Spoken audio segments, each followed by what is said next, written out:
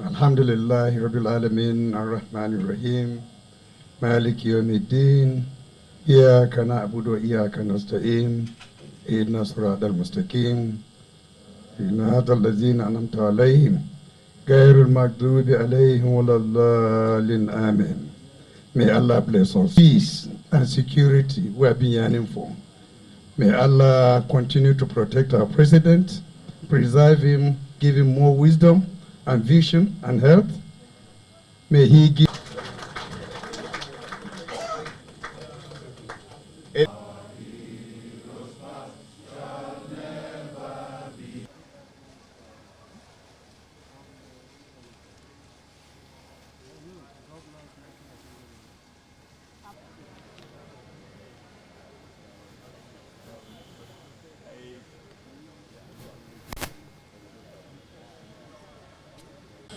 My colleagues and I are honored to join you again, Your Excellency, for this lunch. On this occasion of the Ramadan fasting, the ending of the Ramadan, I will see this as an opportunity to exchange goodwill, sir. Your Excellency, we commend your effort that are gradually turning the ship. We've seen how exchange rate is coming down, the price of food is coming down, a good bumper dry season harvest commencing, and things are getting better. There's light at the end of the tunnel. Your Excellency would want you to double down on your effort. Yes, there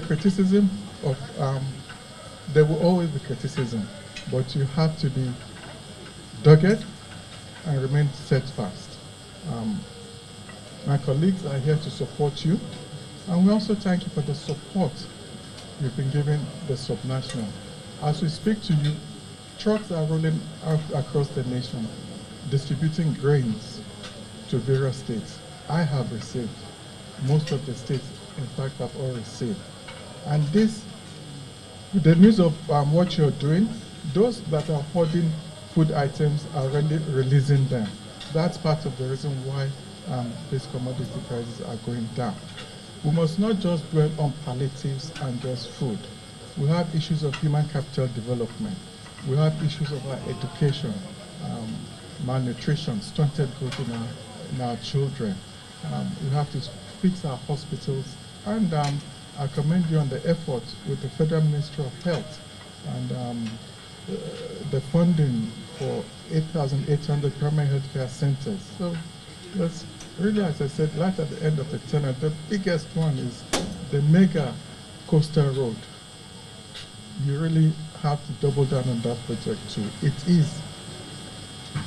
will be a huge, significant, major project which you will deliver. And I urge my colleagues too, in our respective states, prepare programs for the president, because we are in the States and we know we wear the shoes and we know where it pinches. Because at the end of the first term, we want to be able to boast that we facilitated such and such federal projects in our states. But if you don't go into the president and invite him to your state and rely on others to propose projects to him in your states, then you'll be at a loss. For me in my state, I won't disclose, but I'm getting good support from the presidency. And when we're campaigning in 2026 or 2027, I will be able to boast that these are the federal government projects in my state. So I urge you all, the door of the president is open to everybody, and go and meet with him and seek for assistance for our states. But on the role of leadership, thank you, Mr. President, and also want to say thank you to our Vice President too, for the leadership role he's been playing at the National Economic Council. And one of the challenges we're looking at is also to double down on your effort to completely remove oil subsidy. So we're working on that. You've announced it, exchange rate is moving against it, but also the work is for us to do to make sure that issue is completely and totally mitigated. So on that note, you're indeed a very popular man, because for us all to turn up today to say, let's go and greet Mr. President for Sallah, it shows indeed that we have confidence in your ability and what you are doing. The heads and commanders of the subnationals of Nigeria, the governors, almost all of them are following your footsteps. They are doing very, very well.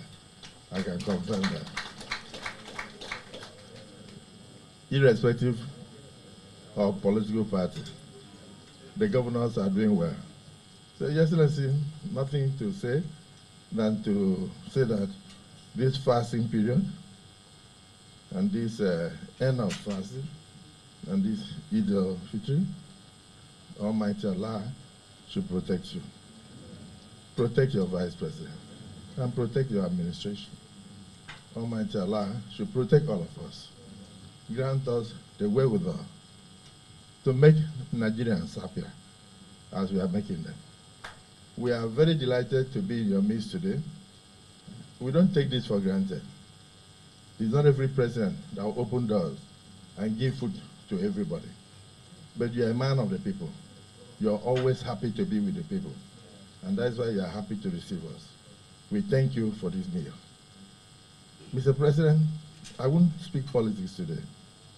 But if I'm to judge from what I'm seeing here, there's no person here, or there's no person of any political division that does not support you.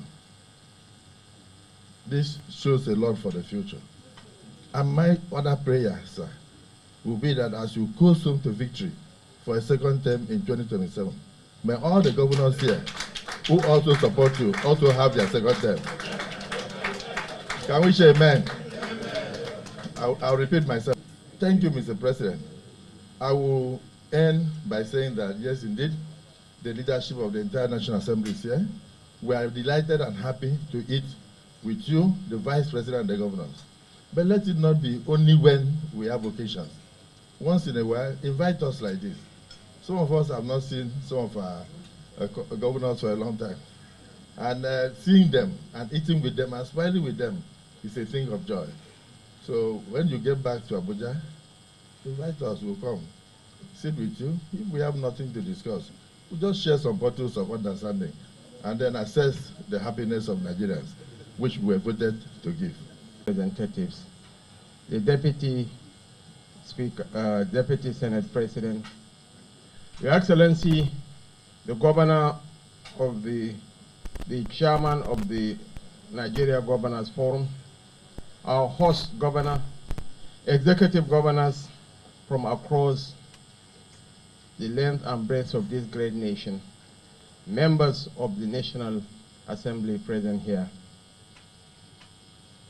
distinguished ladies and gentlemen, I rise to speak on behalf of my boss, of my leader.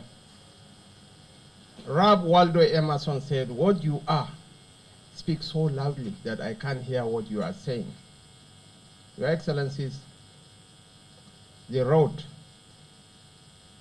that led us to President Asiwaju Bola Ahmed Tinubu did not happen by chance. We were moved by a forest of ideas. And what we were clamoring for, what we were looking for, what we were shopping for is a unifying leader who panders to neither ethnic nor religious sentiment, who is not bound by any toxic regional solidarity, and yet known for outstanding leadership qualities.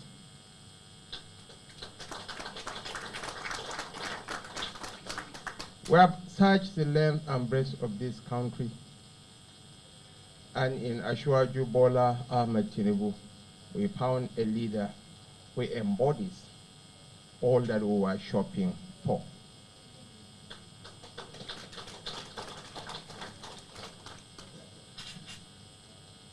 When there was doom and gloom enveloping this nation, when the nation was at the precipice, on the verge of an implosion, he stood for the nation. He sacrificed his life and resources for the enthronement of democracy in this country. And the gathering of 27 governors of different colorations in this chamber bears testimony to the fact that he's a unifying leader who has embraced all tendencies. And I have seen a Fulani governor eating pounded yam with stockfish. The governor, you know. And instead of looking for guinea corn, this notorious governor of Adamawa, a Margi man, he was eating rice. I was amazed. So, Your Excellencies, ladies and gentlemen, on behalf of my principal, I want to thank you most sincerely for coming. Here in this gathering, it cuts across ethnic and religious lines. Here we have a pastor, Pastor Eno of Akwa Ibom. And we have another, yes, Father, Hyacinth. You know? And as the president was seated, he was more worried about, he was asking, why is Wamako? Why is Yari? Why is Wamako? Why is Yari? And that's the hallmark of true leadership. What binds us together supersedes whatever that divides us. The future of this country, the future of the black man, because 1 out of every 4 black men is a Nigerian. And by 2050, 1 out of every 3 black men will be a Nigerian. So the trajectory of global growth is facing Africa, and Nigeria will make or mar that transition. When people talk about Rwanda, I respect their progress. When people talk of Seychelles, I adore them. When people talk of Botswana, I adore my heart for them. But what is the population of Seychelles? 1.6 million. What is the population of Botswana? 3.4 million. Shomolu or Mushin is more populous than the whole of Botswana. 300, 230 million black people. Some of the most industrious black people on earth. So the future of the black man rests on our shoulders to make or mar. So I'm quite glad by the outpouring of emotion and support. The economy has turned the corner. By the grace of God, in the coming months and weeks, the economy will roar back to glory. Let's unite. Let's rally around our leader and propel and catapult this nation to a greater pedestal.